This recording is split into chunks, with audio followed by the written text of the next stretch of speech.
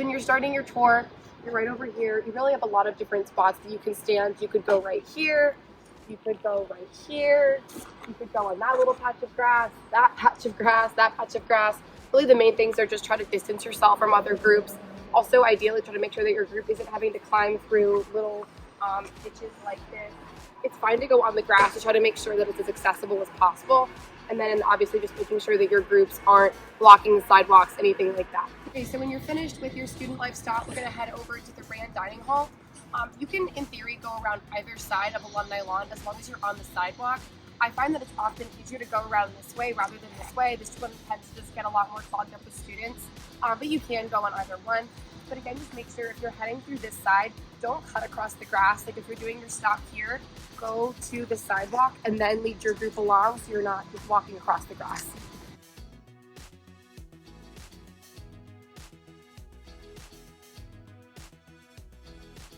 So once you get to this point, you could either go up here to the right or to the left. It's all kind of the same, but just wanted to point out that you can do either one.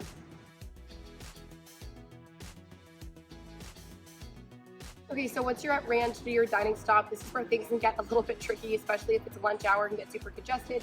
So just be super mindful of where you're stopping, especially if there's a lot of students walking by. You do have a lot of flexibility here. Any of these spaces over here, obviously the truck is there right now, but if it wasn't, you could stop over there. You could stop over here by this tree. You could stop in this little pocket right here, right over there. Kind of all of that is fair game. Just making sure that you're telling your group to step in a little bit, making sure that you're making space for students to walk by and you're not crowding other groups.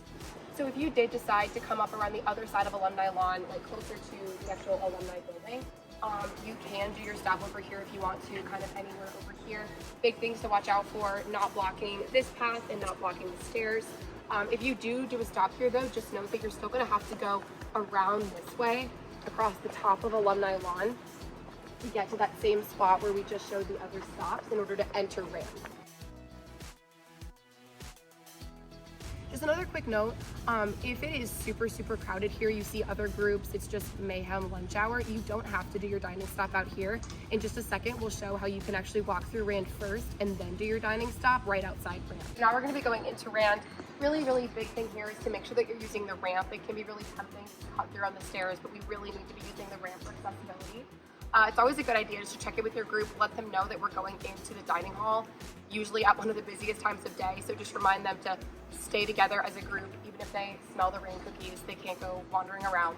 And with that, we can head on it. Just another quick note, it can be really tempting to try to be polite and hold the door for people. Don't do that. Just pass the door off to people because otherwise you're going to be back here. They're all going to be in ramp and have no idea where to go.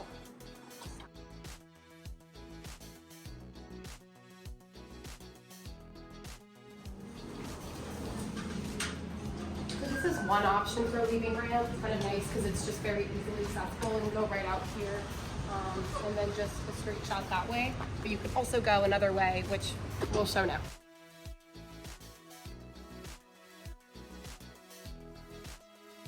So if you do decide to go this way, it has its pros and cons. Pros, you can see 20 Pier 1, slight con, it's a little bit trickier to get out. But there is an accessibility ramp. It's going to be right here. You just walk down this way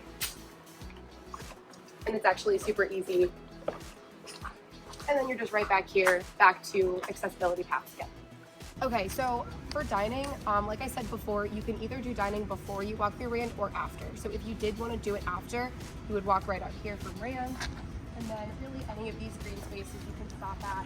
Often like to stop right here, maybe right in front of the peppermint wheel statue. So really any of these are fine, again, just as long as you're, like we've said a million times, being aware of not blocking the pathways and not blocking other groups.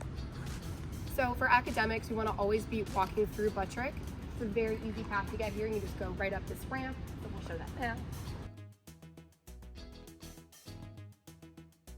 Okay, so if you're in Buttrick, if it's nice weather, I would say don't stop in Buttrick. It just is a lot more confusing than it needs to be. But if it is cold or raining or something, Buttrick is a good place to stop. So if you're the first group to come in Buttrick, I would recommend going all the way down as far as you can run to the end of the hallway.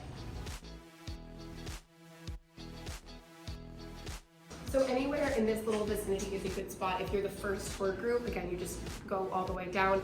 But if you're not the first tour group, I recommend stopping further up in Buttrick. And obviously this is a good place to exit Buttrick if you do stop here. So if there's already a group all the way down here in Buttrick, you can stop in here. You can kind of go in that little corner here. You can go right here. So if you're doing that, make sure to be pulling your group in and making sure that students can still walk past you. And obviously just making sure you're not stopping too close to other groups. If you are going to be walking just through Buttrick, not doing a stop in here, or as you leave, you can head out right through this main door. So once you're out here for your academic stop, you have a bunch of different options. You can always go right here, again, just making sure to leave space if students want to use that little cut through. You can also walk along one of these paths. So if you're over here, you can stop in any of these little grassy spaces. You can also go down a little bit and stop right down there. If you are doing your stop in that little fence section by the statue though, just making sure not to go down those 2 steps. That isn't accessible. You need to go back around this way and use the path. So for leaving your academic stop, you're just going to go right on this path that goes along the edge of Alumni Lawn. Again, this one's pretty simple. There's not a ton of alternate ways to do this. But definitely go to point out Stevenson as you walk by. For the purpose of this video, we're not going to go all the way to the bottom of the hill, but you would just go down and take a right and go to the bridge, and we'll pick up the video there.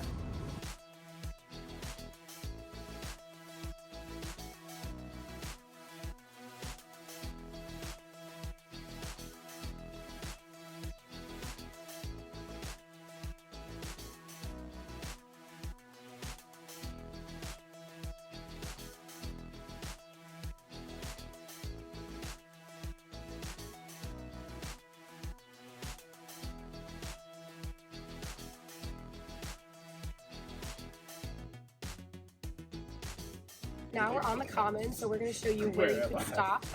First, we're going to go inside the Commons and show you where you could stop in there. And so to do that, you would need to go up and around here to use the ramp. Accessibility. When you're going in, it's always a good idea to use the automatic doors. Okay, so once you're in here, you can kind of stop anywhere you want. Just be super, super mindful of not blocking any doors or any other seating spaces. You can stop here, have your group gather around you. You can stop right there. Here you can stop right over there if no one's tabling. But just wherever you go, just again, do not be afraid to ask your group to come a little bit closer, to move so they're not blocking the door, anything like that. You can still very politely ask your group to move. That is very much okay to do. And then if you are going to do a stop up here, you can do it. I would say only do this if there's something going on in this area of Commons. There is this accessibility ramp.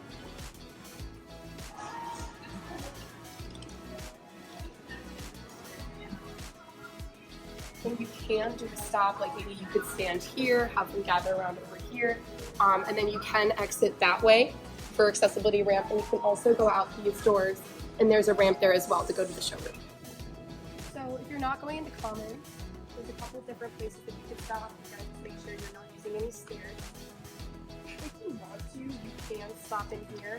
Just be mindful that there is a door to the Hobbs building, so you can't block that. But if you want some shade or something, you can stop right over there. Really, anywhere on this lawn is fair game. Again, just be mindful of not blocking this path. And then also, yeah, just be mindful of other groups and making sure that you're not blocking anyone else. You can sometimes stop on this lawn. Again, really anywhere is fair game as long as you're making sure that it's accessible to your visitors and as long as you're not blocking other groups or students. If you're doing a stop here, let's say you have all your group here and you notice the sun is directly in your eyes, it is super okay to just redirect them. Like say, hey everyone, the sun's in my eyes a little bit. Let's shift a little bit this way so you can stand facing me and I can stand facing you and no one is looking right at the sun. Okay, so when you're walking up to the showroom, make sure that you use this ramp. If some of your groups prefer to just take the stairs, that's fine, but just as the leader of the tour, it's important that you set the example of taking the ramp. Okay, and then we have another video on how to do the showroom, so I won't do that again. But again, you would go in this door and you would exit out of that door. So we'll just show walking by here. And if there is ever a group in the showroom, feel free to stop right out here, talk about safety and resources a little bit before going into the showroom, but only do that if there's a line. Okay, so once you get to Wyatt, this one's pretty easy. You can pretty much stop anywhere. Just make sure that if it's super sunny, you're finding a shady spot, stuff like that. Again, it's a big one. Just make sure that you're not back to back with another group. Like if one group is right here, maybe go right over there. Again, really not too complicated here, but just try to make sure that you're spreading out, making sure that everyone has a good experience. And so when you're done with your tour after your Wyatt Vanda, you can just head back with your group along that path that goes along the side of Wyatt Lawn. And then once you get back to the bridge, you can just retrace your steps exactly back to OUA.